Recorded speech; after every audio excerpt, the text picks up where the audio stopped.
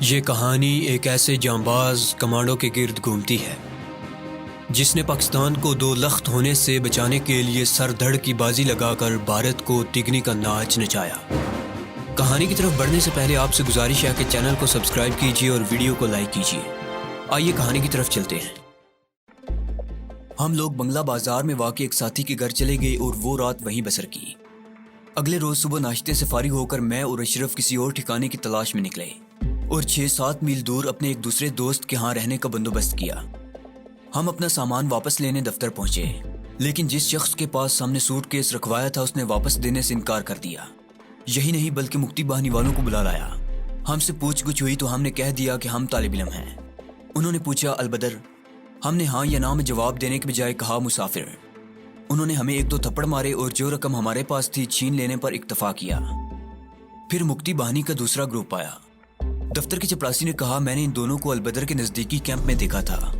ان لوگوں نے ایک بار پھر ہم سے پوچھ گچھ شروع کی اور ہماری جامع تلاشی بھی لی۔ اس تلاشی کے دوران جنرل علی کا دیا ہوا شناختی کارڈ بھی انہیں مل گیا، جس سے انہیں زیادہ شبہ ہوا، چنانچہ وہ ہمیں البدر کے ایک کیمپ میں لے گئے۔ لیکن وہاں ساتھیوں نے ہمارے خلاف گواہی دینے سے انکار کر دیا اور یوں بن گئے جیسے ہمیں جانتے ہی نہیں۔ اس طرح دوسری بار بھی ہمیں چھوڑ دیا گیا۔ اب ہم سائیکل رکشہ پر کسی نئی منزل کی طرف روانہ ہوئے، لیکن ابھی مصیبت ٹلی نہیں تھی۔ میرپور روڈ پر پہنچے تو پیچھے سے مکتی باہنی کی کار آتی نظر آئی۔ ان میں سے ایک لڑکا یونیورسٹی میں میرے ساتھ پڑھتا تھا۔ اس نے مجھے پہچان لیا اور ہم پھر پکڑ لیے گئے۔ یہ منشی گنج کا مکتی باہنی گروپ تھا۔ جب میں رضاکار انچارج تھا تو ایک مرتبہ یہاں آپریشن کے لیے 100 رضاکار بھیجے گئے تھے۔ ان میں وہ ہمارا کلاس فیلو بھی شامل تھا جو اس وقت مکتی باہنی کے ساتھ مل گیا تھا۔ اس نے میری تلاشی لی اور وہ ڈائری اس کے ہاتھ لگ گئی جس میں اس آپریشن کا پروگرام درج تھا۔ اب انہیں یقین ہو گیا کہ واقعی ہم خطرناک لوگ ہیں۔ ہم سے سب کچھ چھین لیا گیا۔ میرے پاس البدر فنڈ کے 4000 روپے تھے، ایک گنڈے نے وہ بھی چھین لیے۔ یہ واقعہ 17 دسمبر کا ہے۔ دن کے شاید 11-12 بجے کا وقت ہوگا۔ اب ہمیں کار میں بٹھا کر شہر کا گشت کروایا گیا۔ راستے میں ہر جگہ لوگوں کو فخر سے بتا رہے تھے کہ یہ البدر کا کمانڈر ہے، ہم نے اسے پکڑا ہے۔ عصر کے وقت مجھے فقیرہ پل پر لے گئے۔ یہاں اشرف کو مار پیٹ کر دوسری جگہ لے گئے اور میں تنہا رہ گیا۔ پھر مجھے بھی ٹارچر کیا گیا۔ اس سے پہلے مجھے کوئی اذیت نہیں دی گئی تھی۔ ٹارچر کے بعد ریلوے لائن کے قریب ایک گنجان آباد علاقے میں جو ان کا ٹارچر سیل تھا جان سے مار ڈالنے کے لیے لے گئے۔ وہاں مجھے ایک جلاد کے سامنے کھڑا کر دیا گیا اور معلومات حاصل کرنے کے لیے سوالات شروع کیے۔ وہ مجھ سے البدر اور فوج کے راز معلوم کرنا چاہتے تھے۔ میں نے راز کی کوئی بات بھی انہیں نہیں بتائی، کیونکہ میں خود کو شہادت کے لیے ذہنی طور پر تیار کر چکا تھا۔ میری خاموشی پر جلاد روسی رائفل سے مجھے نشانہ بنانے کے لیے شست لینے لگا۔ میں اس کے چہرے پر نظر گاڑے پرسکون انداز میں کھڑا تھا، البتہ دل ہی دل میں کلمہ شہادت کا ورد کر رہا تھا۔ بے شمار تماشائی نظارہ کر رہے تھے۔ بظاہر موت اور میرے درمیان چند لمحے رہ گئے تھے، لیکن اللہ کو شاید ابھی مجھ سے کچھ اور کام لینا تھا۔ عجیب انداز میں میری دستگیری فرمائی گئی۔ انہی میں سے ایک شخص آگے بڑھا۔ دیگر لوگ اس کا احترام کرتے تھے۔ اس نے میرا کندھا پکڑ کر پوچھا کیا تمہاری شادی ہو چکی ہے؟ میں نے کہا ہاں۔ پوچھا کتنے بچے ہیں؟ میں نے جواب دیا ایک بیٹی ہے۔ یہ سنتے ہی اس نے جلاد سے کہا اسے مت مارو۔ بندوق کی لبلبی سے انگلی ہٹا لی گئی۔ اب انہوں نے مجھ سے مال غنیمت کے طور پر کچھ حاصل کرنا چاہا۔ میں نے بتا دیا کہ مجھ سے فلاں گنڈے نے 4000 روپے چھین کر فلاں جگہ اینٹ کے نیچے چھپا دیے ہیں۔ اس بات میں ان میں آپس میں جھگڑا ہو گیا۔ وہ مجھے گالیاں بھی دیتے اور کہتے کہ ہمارے درمیان جھگڑا کرا دیا۔ بالآخر وہ گنڈا مان گیا کہ رقم اس نے لی تھی۔ مجھے ایک کمرے میں بند کر دیا گیا تھا اور وہ لوگ دوسرے کمرے میں میٹنگ میں مصروف تھے۔ اس دوران میں میری ڈائری سے انگریزی اور بنگلہ کی تحریریں پڑھ لی گئی تھیں، جن میں پاکستان کے حامی اور غدار معروف افراد کی فہرست تھی۔ سوٹ کیس سے اسٹین گن کی گولیاں اور ہینڈ گرنیڈ بھی برآمد ہو گئے۔ اہم سرکاری عہدیداروں سے ملاقاتوں کا تذکرہ بھی درج تھا۔ یہ باتیں ان کے لیے کسی زلزلے سے کم نہیں تھیں۔ انہوں نے یہ فیصلہ کیا کہ مجھے فوراً گولی مار دی جائے۔ پھر سحری کے وقت اور جگہ کا تعین بھی ہو گیا۔ وہی صاحب جو کچھ دیر پہلے مجھے موت سے بچا رہے تھے اب خود بے چین تھے کہ مجھے جلد از جلد مار دیا جائے۔ یہ سب باتیں ساتھ والے کمرے میں ہو رہی تھیں اور میں یہ سوچ رہا تھا کہ مرنا تو ہے ہی، بہتر یہ ہے کہ 2-4 کو ختم کر کے مروں۔ میں نے کسی ایک سے اسٹین گن چھیننے کا منصوبہ ذہن میں بنایا۔ خوف کی تن نہیں تھا، شہادت کے شوق نے موت کے خوف کو موت کی خواہش میں بدل دیا تھا۔ میں مطمئن تھا اور موقع کی تلاش میں تھا۔ تھوڑی دیر بعد وہ لوگ البدر کے ایک اور ساتھی کو گھونسوں کی بوچھاڑ اور گالیوں کے طوفان میں گھیرے ہوئے میرے کمرے میں لے آئے۔ اس وقت نہ تو میری آنکھیں بندی ہوئی تھی اور نہ ہی ہاتھ۔ میں کسی سے اسٹین گن چھیننے کی نیت سے اٹھا۔ اس پر نگرانی کرنے والوں میں سے ایک نے کہا فرار ہونا چاہتے ہو، اور ساتھ ہی دیگر افراد کو بلا لایا، جنہوں نے میری اور میرے ساتھی کی آنکھوں پر پٹی باندھ دی اور ہمارے ہاتھ پشت پر باندھ دیے گئے۔ ہم نے اس حالت میں نماز عشاء پڑھی۔ وہ لوگ مجھے مار دینے پر تلے ہوئے تھے۔ کچھ کا اصرار تھا کہ یہ کام فوراً کر لینا چاہیے، کچھ انتظار کرنے اور مجھ سے قیمتی معلومات حاصل کرنے کے حق میں تھے۔ ان میں اختلاف بڑھا اور بالآخر فیصلہ یہ ہوا کہ مجھے نئے ٹارچر سیل میں لے جایا جائے، جہاں ماہر افراد مجھ سے معلومات حاصل کریں گے۔ مجھے اس کمرے سے ایک نئی جگہ منتقل کر دیا گیا۔ یہاں خوفناک چہرے والے افراد موجود تھے۔ یہ لوگ بہت ظالم تھے۔ انسانی زندگیوں سے کھیلنا ان کا شغل تھا۔ ان میں سے ایک نے مجھ سے کہا کہ ہر سوال کا صحیح جواب دینا، ورنہ یاد رکھو ہمارے سامنے پتھر بھی بولنے لگتے ہیں۔ میری مشقیں کسی ہوئی تھی۔ مجھ سے اسلحہ، نقدی اور زیورات وغیرہ کے بارے میں پوچھا گیا۔ میں نے کوئی جواب صحیح نہ دیا۔ کہنے لگے سچ بولو ورنہ بازو کاٹ دیں گے اور آنکھیں نکال دیں گے۔ لیکن جب یہ دھمکی بھی کارگر ثابت نہ ہوئی تو انہوں نے مجھے چت لٹا دیا۔ 5-6 افراد نے میرے ہاتھ پاؤں مضبوطی سے پکڑ لیے اور ایک شخص میرے سینے پر سوار ہو گیا۔ اس نے ایک انگلی سے میری آنکھ پر دباؤ ڈالا۔ اگر میں زور سے ہاتھ چھڑا کر اسے دھکا نہ دیتا تو وہ میری آنکھ ہی نکال لیتا۔ جب وہ میری مزاحمت کے نتیجے میں دور جا گرا تو یہ کہہ کر مجھے چھوڑ دیا گیا کہ اس کمبخت میں بہت طاقت ہے، اسے ابھی نہیں کل ماریں گے۔ اگلے دن مجھے ناشتہ دیا گیا اور کہا کھا پی کے مرو۔ ایک بار پھر مجھے شہر میں گھمایا گیا اور لوگوں کو بتایا گیا کہ یہ البدر کمانڈر ہے، ہم نے اسے گرفتار کر لیا ہے۔ گشت کے بعد مجھے واپس وہیں لے آئے۔ مجھ سے کہنے لگے بتا دو فوج نے اسلحہ کہاں چھپایا ہے، ہم تمہیں چھوڑ دیں گے۔ میرا سامان، گھڑی، چشمہ، حتیٰ کہ جوتا بھی لے لیا گیا۔ میں نے ٹیٹرون کی پتلون پہن رکھی تھی۔ ایک نے اسے چھو کر دیکھا اور بولا اس پتلون کا کیا کریں؟ دوسرے نے جواب دیا کل مرے گا تو لے لینا۔ ہم بندھے ہوئے تھے، پھر بھی دروازے پر 2 مسلح پہرے دار موجود تھے۔ رات ہو گئی تھی اور 4 بجے سحری کے وقت ہمیں گولی سے اڑا دینے کا فیصلہ ہو چکا تھا۔ میں سو گیا اور رات کو تقریباً 2-2:30 بجے میں نے ایک خواب دیکھا کہ ایک صاف رستہ میرے سامنے ہے اور ایک غیبی آواز اس راستے سے نکل جانے کی ہدایت کر رہی ہے۔ سامنے کوئی شخص نہیں تھا بلکہ صرف آواز تھی۔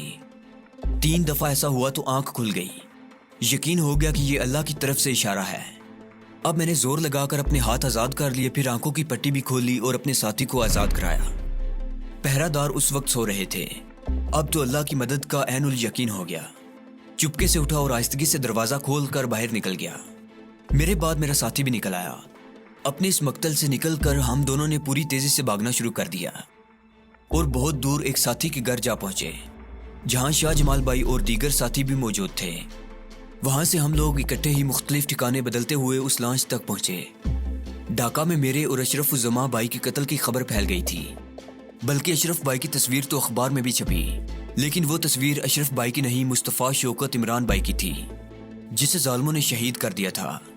الیاس کی بات ختم ہوتے ہی پیچھے بیٹھا ہوا ایک شخص داڑے مار مار کر رونے لگا۔ اس کے رونے سے دیگر افراد کی بھی سسکیاں نکل گئیں۔ میں حیران ہوا، وجہ پوچھی مگر سب خاموش تھے۔ بڑی مشکل سے خود پر قابو پا کر وہی شخص کہنے لگا میرا نام اصغر ہے۔ 2 دن پہلے تک میں مکتی بہانی کا بہت فعال کارکن تھا۔ میں نے سینکڑوں قتل کیے ہیں۔ 16 دسمبر سے 17 دسمبر تک میری سنگین کی نوک 20 سینے چھید چکی تھی۔ میں نے ڈھاکہ میں خون کی ندیاں بہتے دیکھیں۔ میرے سامنے ہی عورتوں اور بچوں کو ذبح کر دیا گیا۔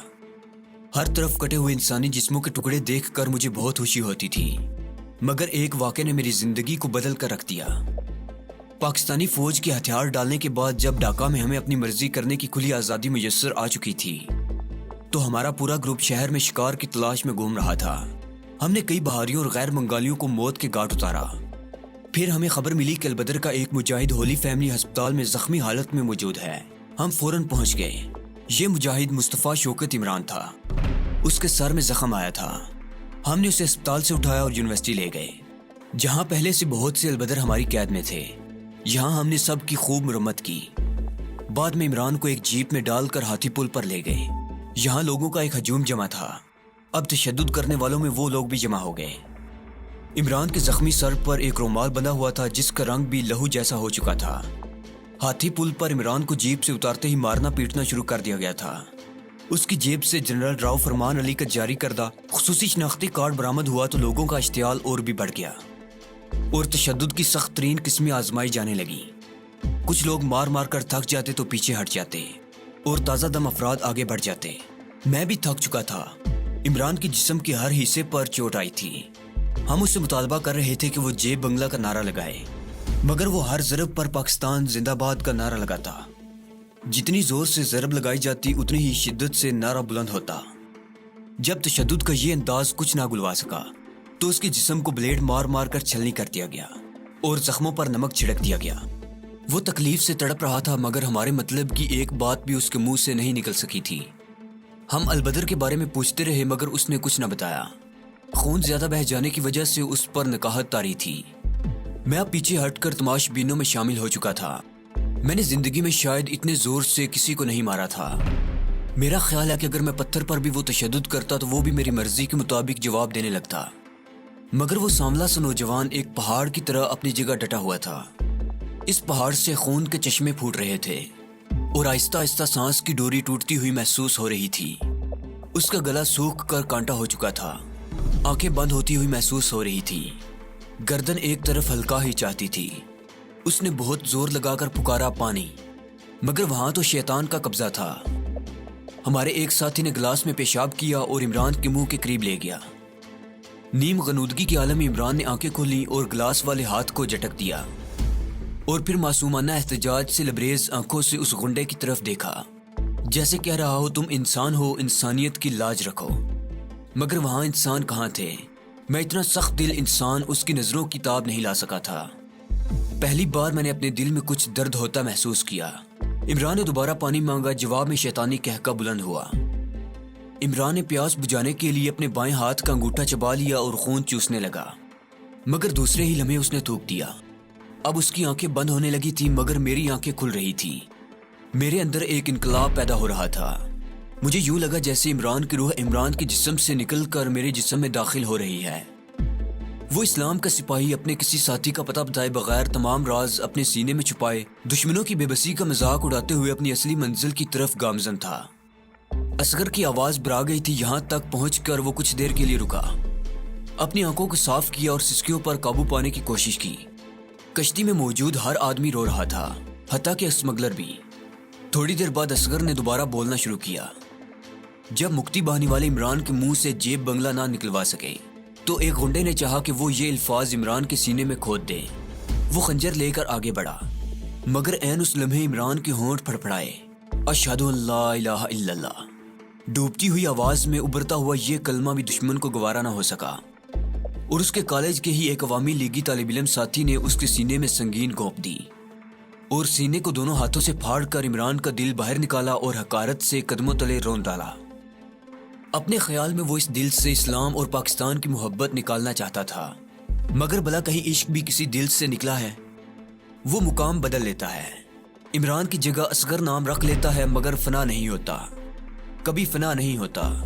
اصغر کی ہچکی بن گئی تھی، نہ جانے وہ اپنے پچھلے گناہوں پر شرمسار تھا یا عمران کی عظیمت اسے رلا رہی تھی، مگر عمران کے اس کردار نے مجھے ایک اور راہ سجائی۔ میرے پاس ہی پھل کاٹنے کا چھوٹا سا چاقو پڑا تھا، میں نے وہ اٹھایا، قمیض کے بٹن توڑے، عین اپنے دل کے مقام پر کھود دیا۔ 16 دسمبر۔ پھر میں نے ایک عزم سے اپنے ساتھیوں کی طرف دیکھا اور کہا، انسان کی زندگی میں اچھے برے دن آتے رہتے ہیں، کبھی اس پر اچھے دنوں کا قرض ہوتا ہے، کبھی برے دنوں کا۔ 16 دسمبر ہماری تاریخ کا ایک سیاہ دن ہے، یہ ہماری قوم اور ہماری تاریخ کا ہم پر قرض ہے اور ہمیں یہ قرض ضرور چکانا ہے۔ میرے سینے سے بہنے والے سرخ لہو نے سب کے آنسوؤں اور آہوں کو ایک دم روک دیا، اور پھر میری دیکھا دیکھی سب نے یہ قرض اپنے سینے پر منتقل کر لیا۔ قمر ماموں یہاں تک بات مکمل کرنے کے بعد یکدم خاموش ہو گئے تھے۔ ان کا ایک ہاتھ اچانک ہی ان کے دل کے مقام پر پہنچ گیا تھا۔ ان کے چہرے کے تاثرات بھی بدلنے لگے تھے، جیسے انہیں غم اور غصے کا سامنا ہو۔ انہوں نے آہستگی سے اپنی قمیض کے بٹن کھولے اور دل کے اوپر لکھے ہوئے 16 دسمبر کے الفاظ کو سہلانے لگے۔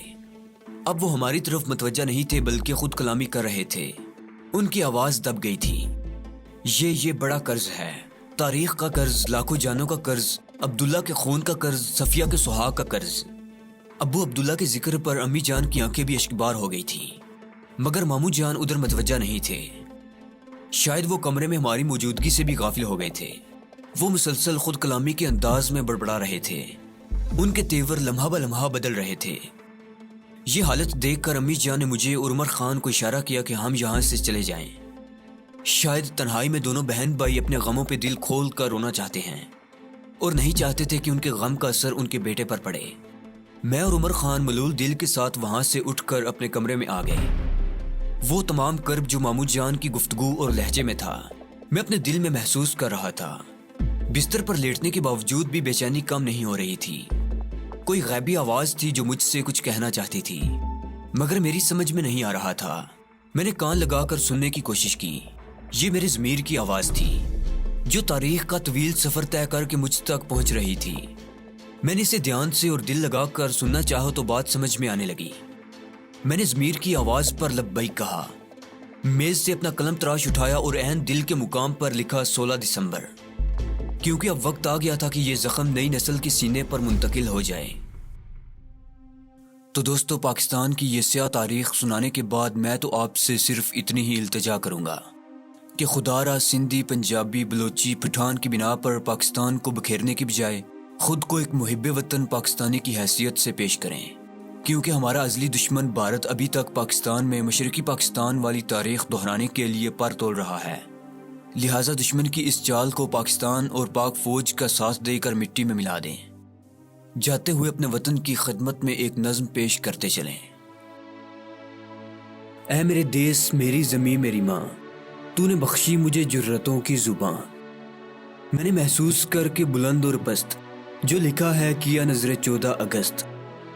تیرے خواب گزشتہ کی تعبیر ہے، یہ قلم کی نہیں خوں کی تحریر ہے۔ تیری دھرتی میں وہ زو تھی میرے وطن، جس طرح ایک حسینہ کا روشن بدن، جس طرح 14ویں کا کوئی چاند ہو، جس کے آگے یہ حسن جہاں ماند ہو۔ پھر طلوع قمر سے ذرا پیشتر آسماں پر جو پڑتی ہے میری نظر، دیکھتا ہوں شفق رنگ میں 400 اور اس میں جھلکتا ہوا وہ لہو، جس کی ہے ان چراغوں میں جلنے کی بو، جس سے قائم ہے تیری میری آبرو۔ خون وہ تیرے بیٹوں کا ہے میری ماں، جن کے ہونٹوں پہ جمتی رہی پپڑیاں، تیری چادر کی خاطر جو لڑتے رہے، وہ جو ہنستے ہوئے سولی چڑھتے رہے۔ جب تیرے جسم پر چشم دشمن پڑی، سرحدوں پر تیری جب لڑائی چھڑی، وہ جو آگے بڑھے بڑھ کے گرتے رہے، خاک اور خون سے پھر ابھرتے رہے۔ وہ میرے بھائی تھے اور تیرے بیٹے تھے، جو کہ ٹینکوں کے خود سامنے لیٹے تھے۔ بم کو سینوں سے ایسے لگایا تھا ماں، جس طرح مسجدوں میں سجا ہو قرآن۔ وقت آگے بڑھا اور یہ پیچھے ہٹے، ایک نئی سوچ میں تیرے بیٹے ڈلے۔ اس نئی سوچ نے ان کو سکھلا دیا، زندہ رہنے کا گر ایک بتلا دیا۔ پھر 71 میں ماں کچھ ہوئے مار کے، تیرے بیٹے خود آپس میں ہی لڑ پڑے۔ ان پہ جو قرض تھا سب ادا کر دیا، کاٹ کر تیرا بازو جدا کر دیا۔ تو بتا تو نے کیوں چپ سی سادی ہے ماں، پچھلے کتنے برس سے تو عادی ہے ماں۔ اپنے بیٹوں سے ماں تو قلم چھین لے، ان کے ہاتھوں میں خود کوئی شمشیر دے۔ تیرے جسم کو آج یہ پورا کریں، خود کو یا کاٹ کر یہ ادھورا کریں۔ تو دوستو، یہ تھی کمانڈو 4 سیریز جو کہ منیر احمد راشد صاحب کے قلم سے لکھی گئی، اور ہمارا یہ چینل اس کو آپ تک پہنچانے کا سبب بنا۔ آخر میں آپ سے گزارش ہے کہ اگر آپ نے ابھی تک ہمارا چینل سبسکرائب نہیں کیا تو اسے سبسکرائب کر لیجئے۔ ملتے ہیں ایک نئی سنسنی خیز سیریز میں، تب تک کے لیے اپنا اور اپنے اس پیارے وطن کا خیال رکھیے۔ اللہ نگہبان۔